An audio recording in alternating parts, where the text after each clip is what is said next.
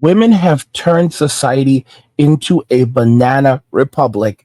So, guys, this is insane stuff that's happening around us.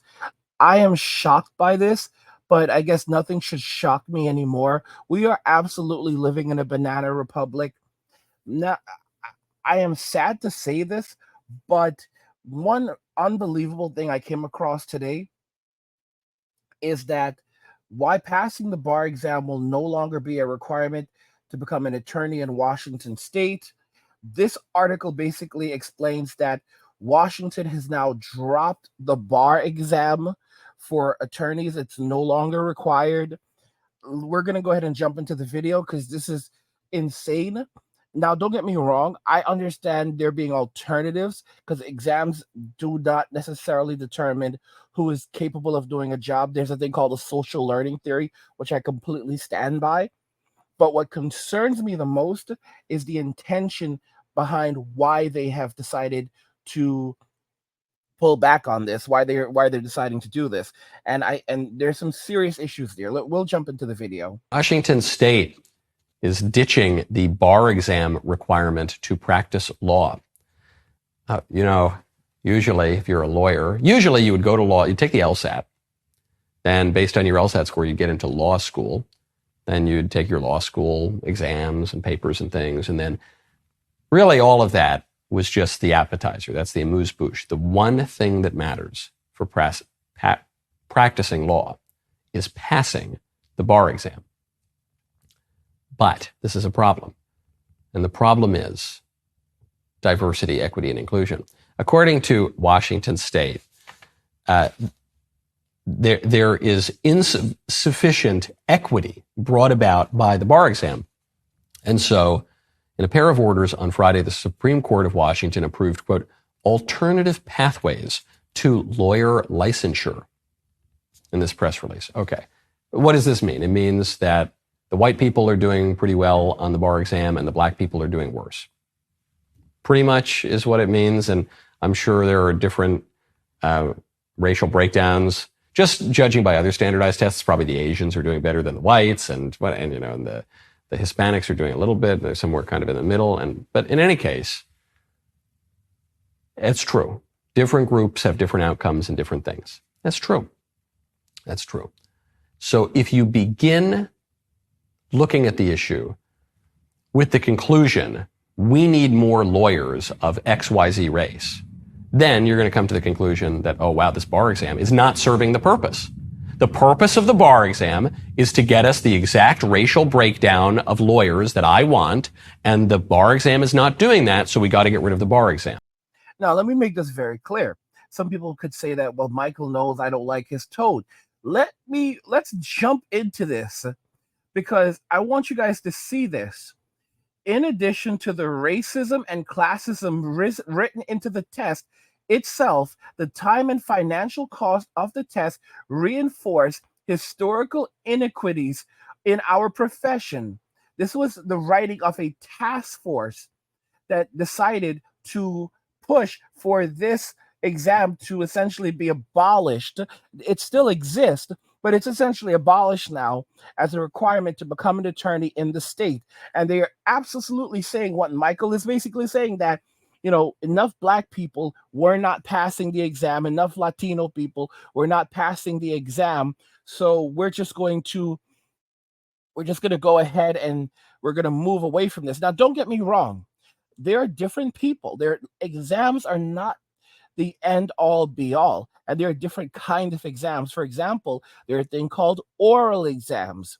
When I was in graduate school, and I know a lot of physicians also experience them as well, oral exams are different, right? And some people, and this is something that I actually was, someone I learned about when I was even in middle school, that I actually do better on oral exams than test and paper exams. This was something that a teacher discovered with me, right? And it's intriguing that a lot of people are like that, where but I I don't know. I do not know whatsoever when it comes to this.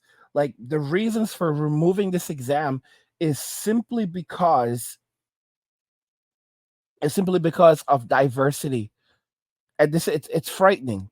If they were if they were saying that, oh well, it's because we want to make create different ways for people of different learning styles so that they can pass these things, great.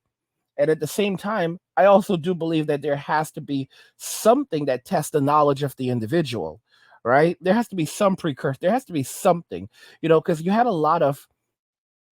a number of years ago, you had a lot of young people who were graduating from California and they couldn't do basic math.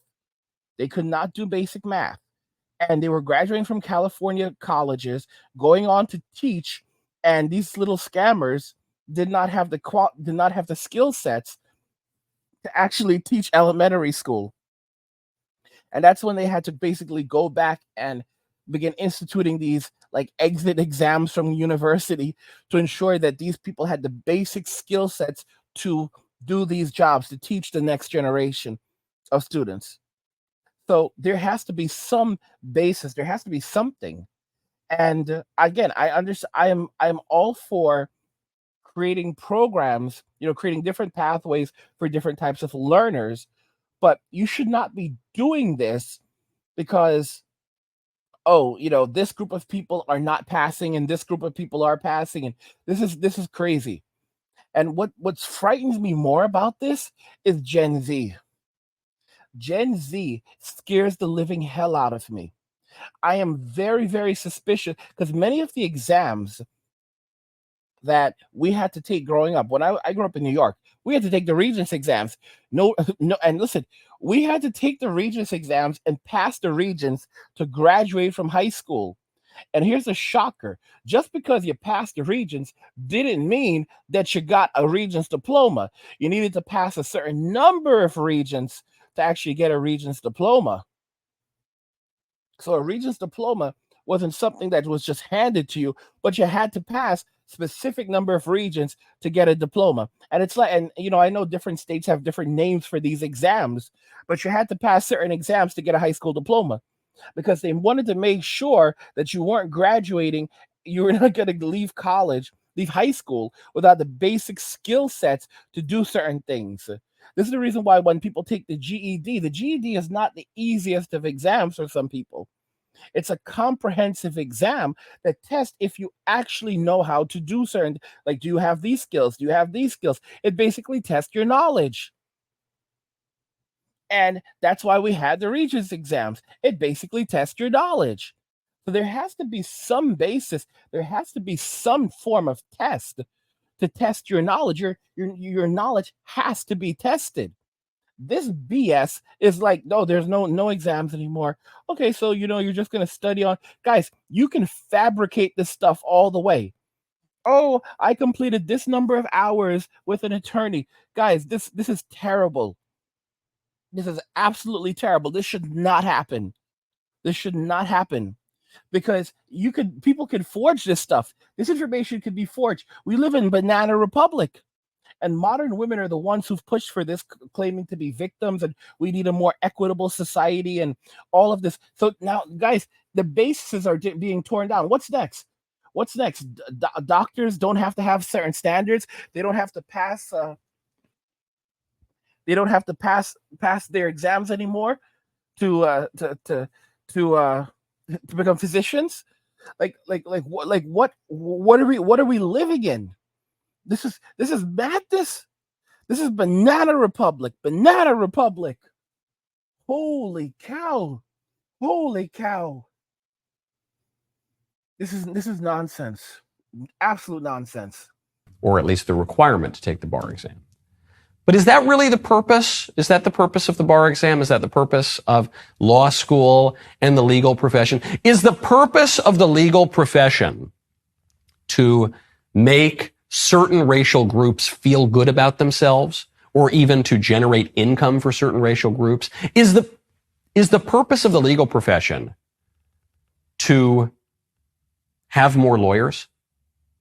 Or is the purpose of the legal profession to serve clients, to give people the opportunity to defend themselves in court, to give the state the opportunity to prosecute criminals, to exact justice. What's the point here? Seems to me we're putting the cart before the horse, and we do this in so many other places in life. When I flew out to Florida yesterday, I had a female pilot, and some of my producers, including Professor Jacob over there, were making some jokes about this because of the DEI policies. They said, uh-oh, get off the plane. Get off. Run. This thing, man, you ain't going to make it to Palm Beach. And the flight was just fine, and the female pilot was great. But even though it was a little bit delayed, actually, and we almost missed our connection. Anyway, as I'm getting too in the weeds here, that particular pilot was great. But why did Professor Jacob have that reaction? Is it just because he's a malignant, vicious sexist? I'm sure that's part of it. But the main reason is because the liberals tell us we now are implementing a policy according to which less qualified people are going to get these jobs. And the reason we know they're less qualified is because the companies are saying we are going to hire not based on merit. Now, to be very clear, this really is not, it's not great. You can't really call race on this, because here's the thing. Before, yes, you had more white people who were doing better on these exams than black people. But at the same time, you also have, just like you have a lot of black people who are not very bright, you also have white people who are not very bright. So now you're going to have a bunch of white people who are also going to exploit this system and become lawyers who absolutely should not be lawyers. We're so screwed. We are so screwed. Oh my gosh, we are so screwed. Jesus, we're screwed. And it's hard for me to believe that this is not a big part of the fact that Gen Z cannot pass these exams, y'all.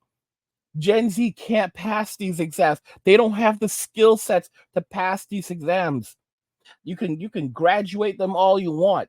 You can graduate them through high school. You can graduate them through college. You can graduate them through medical school. Okay?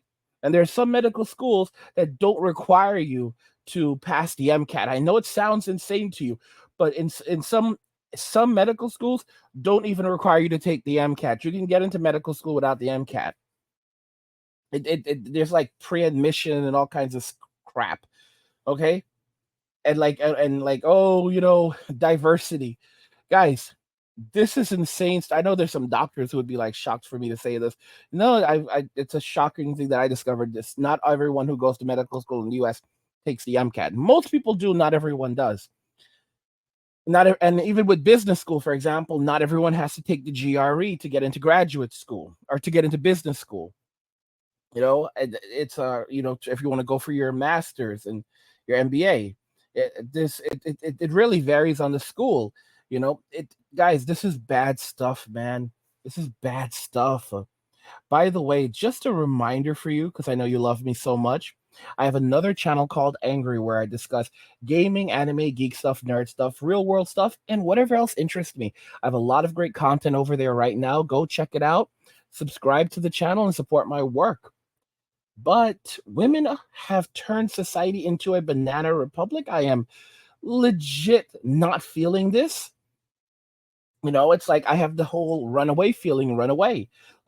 Guys, make sure that you have your passports. It's one of the most valuable things that you will own, a passport. Let's talk more about that in the comments. I want to know what you think regarding this insane, frightening change. Like the video if you like it. Don't forget to subscribe. And if you like the video, share the video. And just remember that all roads lead to MWA. And walking away, and cheers.